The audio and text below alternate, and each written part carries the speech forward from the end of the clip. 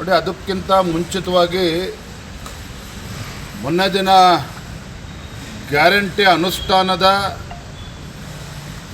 ಉಪಾಧ್ಯಕ್ಷರಾಗಿರತಕ್ಕಂಥ ನಮ್ಮ ಕಾಂಗ್ರೆಸ್ MLC ಅವರ ಹೇಳಿಕೆಯನ್ನು ನಾನು ಗಮನಿಸ್ತಾ ಇದ್ದೆ. 1.5 ಲಕ್ಷಕ್ಕೂ ಹೆಚ್ಚು ಮಹಿಳೆಯರು ಇನ್ಕಮ್ ಟ್ಯಾಕ್ಸ್ ಪೇಯರ್ ಇದ್ದಾರೆ. ಅವ್ರಿಗೆ ಯಾಕೆ ಗೃಹಲಕ್ಷ್ಮಿಯನ್ನು ಕೊಡಬೇಕು? ಅದನ್ನು ಕಟ್ ಮಾಡಿದ್ರೆ ಸುಮಾರು 60-70 ಕೋಟಿ ಸರ್ಕಾರಕ್ಕೆ ಉಳಿತಾಯ ಆಗುತ್ತೆ ಅನ್ನೋ ಮಾತನ್ನು ಹೇಳಿದ್ದಾರೆ. ಬಹುಶಃ ಅವ್ರು ಮರ್ತಿರಬೇಕು. ಮಾನ್ಯ ಮುಖ್ಯಮಂತ್ರಿಗಳಿಗೂ ಕೂಡ ಇವತ್ತು ನೆನಪು ಮಾಡಿಕೊಡೋದಕ್ಕೆ ಇಚ್ಛಪಡ್ತೇನೆ.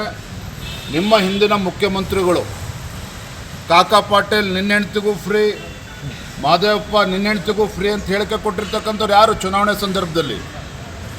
ಈಗ ಇನ್ಕಮ್ ಟ್ಯಾಕ್ಸ್ ಪೇಯರ್ಸು ತೆರಿಗೆ ಕಟ್ತಾ ಇದ್ದಾರೆ. ಇವೆಲ್ಲ ನೆನಪಾಗ್ತಿದೆ ನಿಮಗೆ. ಇವತ್ತು ಲಕ್ಷ್ಮೀ ಹೆಬ್ಬಾಳ್ಕರ್ ಅವರ ಹೇಳಿಕೆಯನ್ನು ಕೂಡ ಗಮನಿಸ್ತಾ ಇದ್ದೆ. ಕೆಲವು ಕಡೆ ಅಕ್ರಮಗಳಾಗಿದೆ ಅಂತೇಳಿ ಏನು ಕತ್ತೆ ಕಾಯ್ತಾ ಇದ್ದಾರೆ ನಿಮ್ಮ ಗ್ಯಾರಂಟಿ ಅಧ್ಯಕ್ಷರುಗಳು.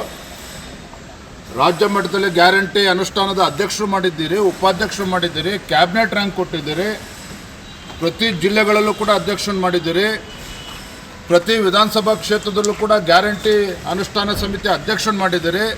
ಏನು ಕತ್ತೆ ಕಾಯ್ತಾ ಇದ್ದಾರೆ ಇವರು? ಸರ್ಕಾರಕ್ಕೆ ಹೊರೆ ಆಗ್ತದೆ ಅಂತೇಳಿ ಇವರು ಕೂತ್ಕೊಂಡು ಏನು ಮಾಡ್ತಾಯಿದ್ರು?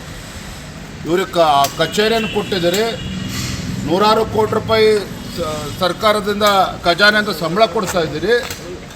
ಇವತ್ತು ಎಲ್ಲವನ್ನು ಕೂಡ ಪ್ರಶ್ನೆ ಮಾಡ್ತಾ ಇದ್ದೀರಾ ನೀವು. ಇದು ನಿಮ್ಮ ಸರ್ಕಾರದ ವೈಫಲ್ಯ. ಈಗ ನಿಮ್ಮ ಗ್ಯಾರಂಟಿಗಳಿಗೆ ಹಣವನ್ನು ಕ್ರೋಢೀಕರಿಸೋದಕ್ಕೆ ಸಾಧ್ಯ ಆಗದೇ ಒಂದೊಂದೇ ನೆಪ ಒಡ್ಡಿ ಇವತ್ತು ಕತ್ರಿ ಆಗ್ತಕ್ಕಂಥ ಕೆಲಸಕ್ಕೆ ನೀವೇನು ಇಳಿದಿದ್ದೀರಿ. ಜನ ಚೀಮಾರಿ ಆಗ್ತಾ ಇದ್ದಾರೆ ನಿಮ್ಮ ಸರ್ಕಾರಕ್ಕೆ ಇವತ್ತು ನಿಮ್ಮ ನಡವಳಿಕೆಯಿಂದಾಗಿ.